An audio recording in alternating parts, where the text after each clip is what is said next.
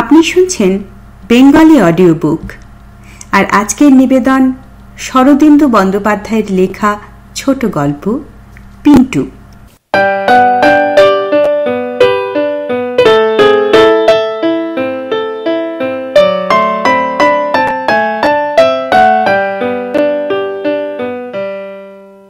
আমার একটা দুনলা বন্দুক আছে, 12 বোরের বন্দুক, ব্রিজ লোডিং, অর্থাৎ গাদা বন্দুক নয়। দেশি মিস্ত্রি বন্দুক তৈরি করেছে, কিন্তু এত সুন্দর জিনিস যে বিলিতি বন্দুকের চেয়ে কোনো অংশে খারাপ নয়। 150 গজ পর্যন্ত তার পাল্লা। পয়েন্ট ব্ল্যাঙ্ককে দিয়ে স্বচ্ছন্দে হাঁস মারা যায়, যদিও এটা হাঁস মারবার বন্দুক, ডাক গান নয়। এই বন্দুকটি আমার বড় প্রিয়। পাখি শিকার করতে আমি বড় ভালোবাসতুম। শীতকালে যখন খালে বিলে নানা জাতের হাঁস পড়তে আরম্ভ করত, তখন আমি বন্দুক কাঁধে করে বার হতুম। সে সময় আমার সঙ্গী থাকতো কেবল আমার কুকুর পিন্টু। পিন্টু খাঁটি দেশি কুকুর, তার গায়ে এক ফোঁটাও বিলিতি রক্ত ছিল না। ইচ্ছে করলে তোমরা তাকে নেড়িকুত্তাও বলতে পারো।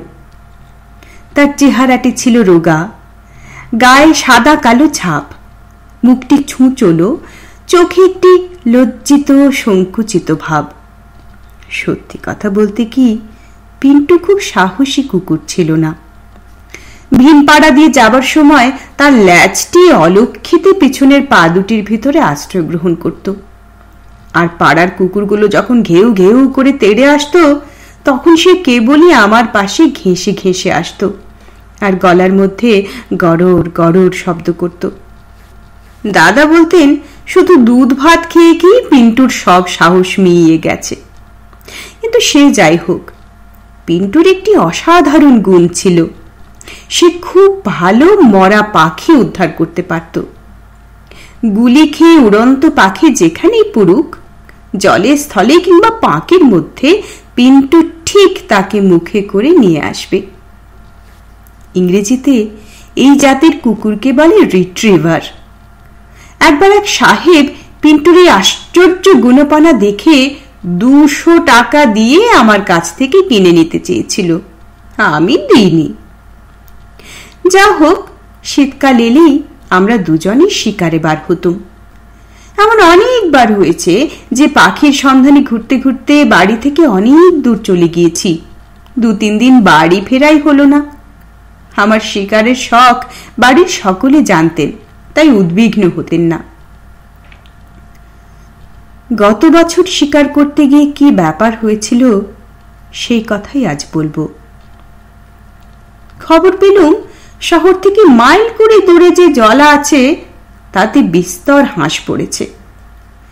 হাঁসগুলো আশেপাশের ধান ক্ষেতের ক্ষতি করছে। মন উৎসুক হয়ে উঠল। অঘ্রাণ মাস, বেশ শীত পড়েছে। একদিন সকালবেলা পিন্টুকে সঙ্গে নিয়ে বেরিয়ে পড়ল।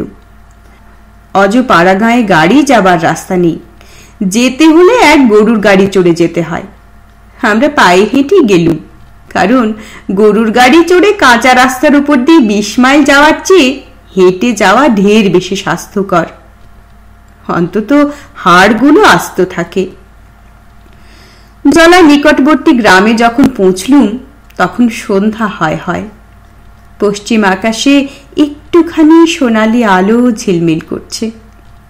দূর থেকেই অসংখ্য হাঁসের কলকণ্ঠ শুনতে পাচ্ছিলাম।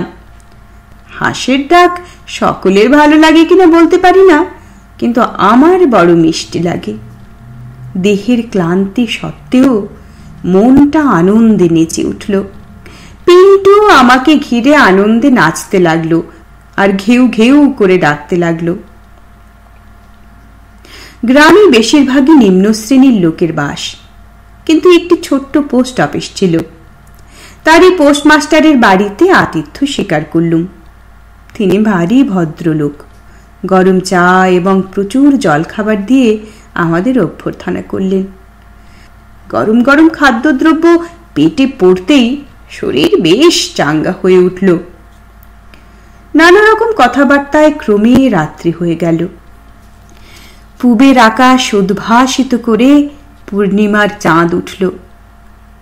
আমি তখন পোস্টমাস্টার বাবুকে বললুম, এবার বেরোনো যাক, কোন দিক দিয়ে গেলে সহজে জলায় পৌঁছানো যাবে আমাকে দেখিয়ে দিন। আমার কাঁধে বন্দুক দেখেই পোস্টমাস্টার বুঝেছিলেন যে আমি শিকার করতে এসেছি, কিন্তু আমি সে রাত্রেই পাখি মারতে বেরোবো তা তিনি বুঝতে পারেননি। তিনি আশ্চর্য হয়ে বললেন, রাত্রিরে পাখি মারতে যাবেন? আমি বললাম, হ্যাঁ, রাত্রিরেই তো পাখি মারবার সুবিধে, দেখছেন না কি সুন্দর চাঁদ উঠেছে। পোস্টমাস্টার একটু ভয় ভয়ে বললেন, কিন্তু রাত্রিরে জলার দিকে যাবেন? সন্ধ্যার পর ওদিকে কেউ যায় না। সে কি, কেন? তিনি কুণ্ঠিতভাবে বললেন, কি জানি মশাই, আমি চোখে কিছু দেখিনি, শুনতে পাই জলায় নাকি অপদেবতা আছেন। আমি হেসে উঠলুম, অপদেবতা, সে আবার কি? তিনি বললেন, তা জানি নে মশাই, তবে শুনেছি সর্বনের মধ্যে নাকি পেতনি আছে। আমি হাসতে লাগলুম, বললুম, তা থাক পেতনি, আমার হাতে বন্দুক আছে দেখলে সে নিজেই ভয়ে পালিয়ে যাবে। তিনি মাথা নেড়ে বললেন, যাওয়া বোধ হয় উচিত নয়। একবার এক সাহেব আপনারই মতো রাত্রিরে জলায় শিকার করতে গিয়েছিল, সে আর ফিরে আসেনি। আমি বললুম, কোনো ভয় নেই, আমি 11টার মধ্যে ফিরে আসব, আপনি শুধু আমার পথটা দেখিয়ে দিন। তিনি তখন অনিচ্ছা করে গায়ের সীমানা পর্যন্ত এসে আমায় জলা দেখিয়ে দিলেন। জলাটা সেখান থেকে মাইলখানিক দূরে, চাঁদের আলো তার উপর ঝকঝক করছে, আর ধোঁয়ার মতো অস্পষ্ট পাখির সারি তার উপর দিয়ে উড়ে যাচ্ছে। চাঁদনি রাতে জলার ধারে কি করে পাখি শিকার করতে হয় তা বোধ হয় সকলে জানে না, অথচ ব্যাপারটা খুব সহজ, এমনকি দিনের বেলা পাখি শিকার করার চেয়েও সহজ। রাত্রে জলার পাখিরা চোখে ভালো দেখতে পায় না, কিন্তু কেবলই উড়ে বেড়ায়, জলার এধার থেকে ওধারে যায়, আবার এধারে ফিরে আসে।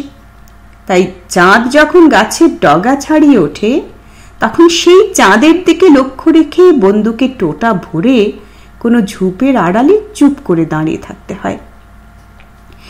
পাখির ষাঁড় যখন চাঁদের কাছ দিয়ে উড়ে যায়, তখন চাঁদ লক্ষ্য করে বন্দুক ছুটতে হয়। ছড়রা খেয়ে পাখিগুলো ধপ ধপ করে মাটিতে পড়ে, তখন কুকুর গিয়ে সেগুলোকে খুঁজে নিয়ে আসে।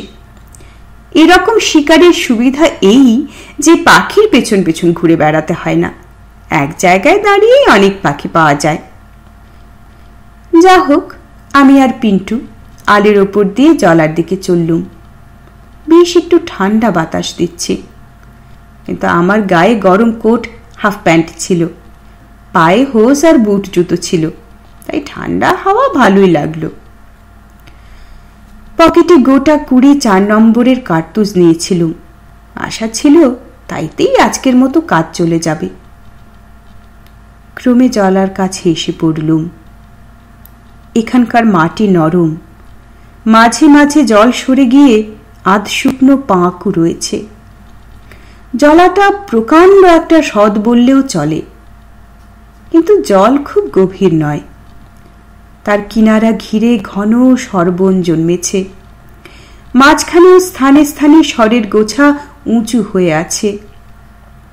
চাঁদের আলোয় সমস্ত দৃশ্যটা এমন অস্পষ্ট হয়ে আছে যেন পৃথিবীর আদিম যুগের তন্দ্রাচ্ছন্ন প্রকৃতির চিত্র। দেখলে প্রাণের ভিতরটা কেমন করে ওঠে। জলের কিনারা পর্যন্ত যাবার কোনো দরকার ছিল না। চারিদিকে তাকিয়ে দেখলুম কতকগুলো কাঁটা গাছের শুকনো ঝোপ ইতস্তত ছড়ানো রয়েছে। তারই মধ্যে একটা বেছে নিয়ে আমি তার আড়ালে গিয়ে দাঁড়ালুম। বন্দুকে টোটা ভরে পাখির জন্য তৈরি হয়ে রইলুম। এবার পিন্টুর চাল চলন লক্ষ্য করলুম। সে এতক্ষণ বেশ লাফালাফি করতে করতে আমার সঙ্গে সঙ্গে আসছিল, কিন্তু এখানে এসেই কেমন যেন জড়ো সড়ো হয়ে গেল। তার ল্যাজটি করুণভাবে পায়ের মধ্যে প্রবেশ করল। সে শঙ্কিত চোখে এদিক ওদিক তাকাতে তাকাতে একটা ক্ষীণ কুঁই কুঁই শব্দ করতে লাগলো। চারদিকে চেয়ে দেখলুম অন্য কোনো কুকুর বা ভয়াবহ কিছুই নেই। ভাবলুম জলার ধারে ঠান্ডা হাওয়ায় নিশ্চয়ই তার শীত করছে, তাই অমন করছে। খানিকক্ষণ চুপচাপ দাঁড়িয়ে আছি, হঠাৎ একটা শব্দ শুনে চমকে উঠলুম। জলার কিনারা দিয়ে একটা খটখট খটখট শব্দ ক্রমশ আমার দিকে এগিয়ে আসছে, যেন একটা বিকট হাসির আওয়াজ। কিন্তু তখনই বুঝতে পারলুম যে অস্বাভাবিক কিছু নয়, সরবনের মধ্যে দিয়ে হাওয়া বইছে। এই খটখট শব্দ ক্রমে আমার পাশ দিয়ে বেরিয়ে চলে গেল, দূরে গিয়ে মিলে গেল। কিন্তু দীর্ঘ নিঃশ্বাসের মতো একটা শব্দ তখন সরবনের ভিতর থেকে কেঁপে কেঁপে উঠতে লাগলো। আমার ভারী হাসি পেল। এইসব শব্দ শুনে বোধহয় গায়ের লোকেরা ভূত পেতনির ভয়ে এদিকে আসে না। আবার শব্দ। এবারে শব্দ এমনি অপার্থিব যে শুনে আমার গায়ে কাঁটা দিয়ে উঠল। বহুদূর জলার বুক থেকে একটা দীর্ঘ কান্নার সুর, যেন কোনো স্ত্রীলোক কেঁদে উঠল।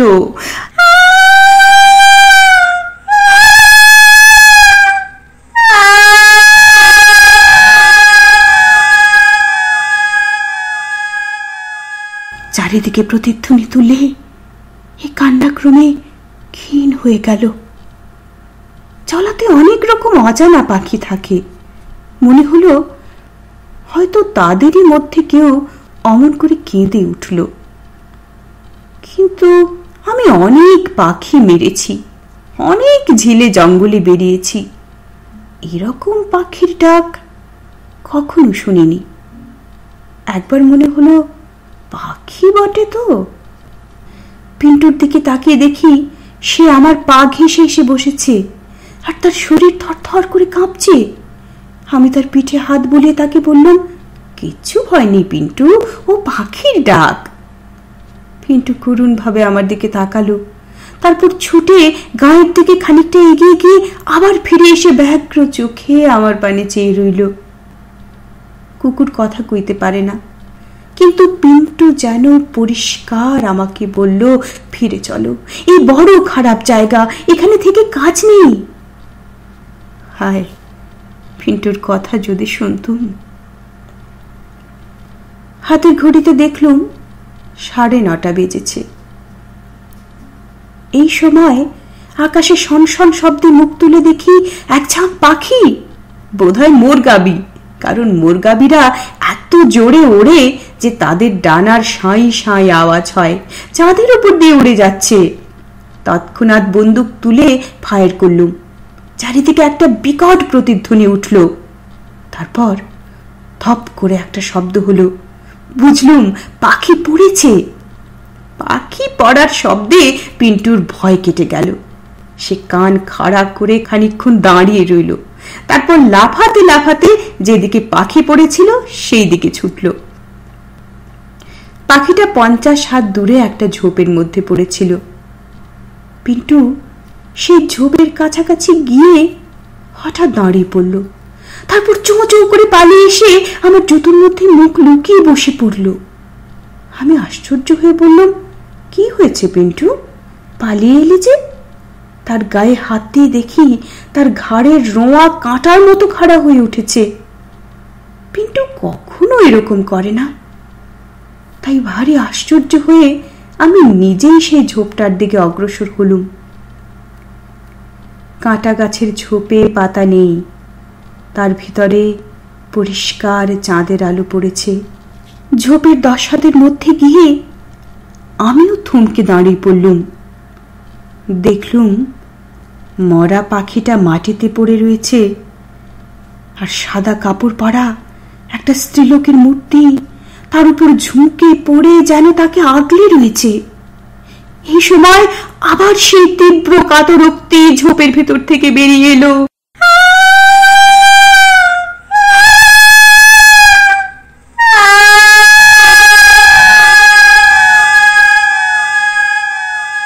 ভয়ের একটা শিহরণ আমার হাড় পর্যন্ত কাঁপিয়ে দিয়ে গেল। কেউ, মানুষ না আর কিছু, অমন করে কেঁদে উঠল কেন? প্রাণপণে ভয় দমন করে আমি জিজ্ঞাসা করলুম, কে? আবার সেই বুক ফাটা কান্না।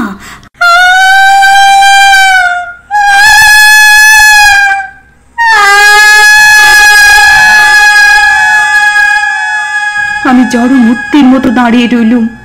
ইচ্ছে হলো পালাই, কিন্তু পালাতে পারলুম না। আমার দুই চোখ সেই ঝোপের মধ্যে নারী মূর্তির উপরে নিবদ্ধ হয়ে রইল। হঠাৎ নারী মূর্তি উঠে দাঁড়ালো, ঝোপের ভেতর থেকে বেরিয়ে এলো। আমি তার মুখ দেখতে পেলুম না। সর্বাঙ্গ কুয়াশার মতো সাদা কাপড় দিয়ে ঢাকা। সে একটা সাদা হাত তুলে আমায় ডাকলে, তারপর নিঃশব্দে চলে যেতে লাগলো। খানিক দূর গিয়ে সে ফিরে দাঁড়ালো, তারপর আবার হাত তুলে আমায় ডাকলে। আমার স্বাধীন ইচ্ছা শক্তি যেন একেবারে লুপ্ত হয়ে গিয়েছিল। কলের পুতুলের মতো আমি তার পিছন পিছন চললুম। পিন্টু এতক্ষণ অনেক দূরে পিছিয়ে ছিল, এবার সে ছুটে এসে আমার পা কামড়ে ধরলে। ভয়ে তার গা কাঁপছে, শরীর যেন কুকুরে ছোট হয়ে গেছে, তবু সে আমায় ফেলে পালাতে পারছে না। আমার পা কামড়ে ধরে পেছন দিকে টানতে লাগলো, যেন কিছুতেই আমাকে যেতে দেবে না। কিন্তু চুম্বকের আকর্ষণ যেমন লোহাকে টেনে নিয়ে যায়, আমি তেমনি অন্ধভাবে সেই মূর্তির অনুসরণ করলুম।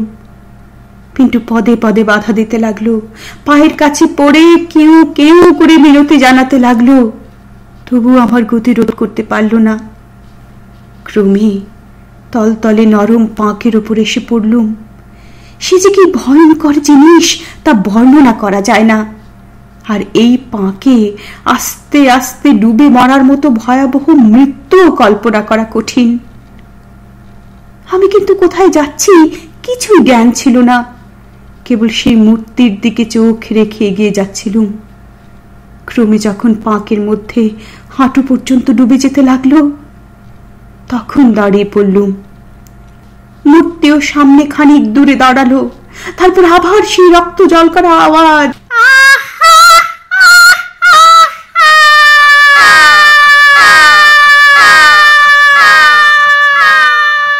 এবার কিন্তু কান্না নয়, মনে হলো যেন সে একটা পৈশাচিক প্রতিহিংসার হাসি হাসছে। এগিয়ে যাচ্ছি না দেখে মূর্তি দু এক পা ফিরে এলো। খানিক দাঁড়িয়ে থেকে আবার আমাকে হাতছানি দিয়ে ডাকলে। অধিকার বেশি এগুলে এই অতল পাঁকের মধ্যে ডুবে যাব বেশ বুঝতে পারছি, কিন্তু তবু ওই হাতছানি অমান্য করবার সাধ্য নেই। বন্দুকটা এতক্ষণ হাতেই ছিল, এবার ফেলে দিলুম। তারপর পাগলের মতো সেই পাঁকের ভিতর দিয়ে নিশ্চিত মৃত্যুর দিকে এগিয়ে চললুম। পিন্টু! এই সময় পিন্টু যে অদ্ভুত কাজ করলে তার জীবনে কখনো ভুলব না। সে এতক্ষণ আমার পেছন পেছন আসছিল, কিন্তু যখন দেখলে যে আমি উড়ু পর্যন্ত কাদায় ডুবে যাচ্ছি, তখন সে হঠাৎ একটা বিকট চিৎকার করে আমার সামনে এলো। আমি দেখলুম তার সর্বাঙ্গের রোয়া খাড়া হয়ে উঠেছে, আর সে হিংস্র ভাবে দাঁত বার করে সেই মূর্তির পানে ছুটে চলেছে। সাদা মূর্তিটার সামনে পৌঁছে সে কণ্ঠ লক্ষ্য করে তার ঘাড়ের উপর লাফিয়ে পড়ল। সঙ্গে সঙ্গে একটা আত্মকম্পিত চিৎকার পিন্টুর কণ্ঠ চিরে বেরিয়ে এলো। যাকে লক্ষ্য করে সে লাফ দিয়েছিল, সেই মূর্তি হঠাৎ হাওয়ায় মিলিয়ে গেল। পিন্টু কোথাও বাধা না পেয়ে কাঁদায় পড়ে গেল, আর উঠল না। পিন্টু! পিন্টু! আমি আত্মহারার মতো ছুটে গেলুম যেখানে পিন্টু পড়েছিল। সেখানে পাঁক তত গভীর নয়, তলায় শক্ত মাটি আছে। পিন্টুর নিশ্চল দেহ দু হাতে তুলে নিয়ে দেখলুম তার দেহে প্রাণ নেই, সে মরে গিয়েছে। সেই যে ভয়ার্ত চিৎকার, তারই সঙ্গে সঙ্গে পিন্টুর প্রাণবায়ু বেরিয়ে গেছে। চারিদিকে চেয়ে দেখলুম সেই সাদা মূর্তি কোথাও নেই। যেন জলাভূমি থেকে উত্থিত একটা দুষ্ট বাষ্প আবার জলাভূমিতেই মিলিয়ে গিয়েছে। পিন্টু, পিন্টু বলে তার কাদা মাখা শরীর বুকে জড়িয়ে নিয়ে আমি অজ্ঞান হয়ে পড়লুম। পরদিন সূর্যোদয়ের সঙ্গে জ্ঞান হলো। তখনও পিন্টুর মৃতদেহ বুকে জড়িয়ে আছি।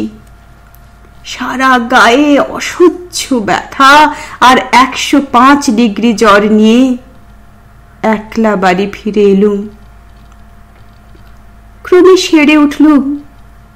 এখনো মাঝে মাঝে শিকারে যাই, কিন্তু আমার পিন্টু নেই, শিকারে মন লাগে না। যখন মনে হয় পিন্টু আমার প্রাণ বাঁচাতে গিয়ে নিজের প্রাণ দিয়েছে, দারুণ ভয়ে তার বুকের স্পন্দন থেমে গেছে, কিন্তু তবু ভালোবাসা একদিন কমেনি। তখন কান্নায় বুক ভরে ওঠে। পিন্টু সাহসী কুকুর ছিল না, কিন্তু দরকারের সময় তার মতো সাহস কজন দেখাতে পেরেছে?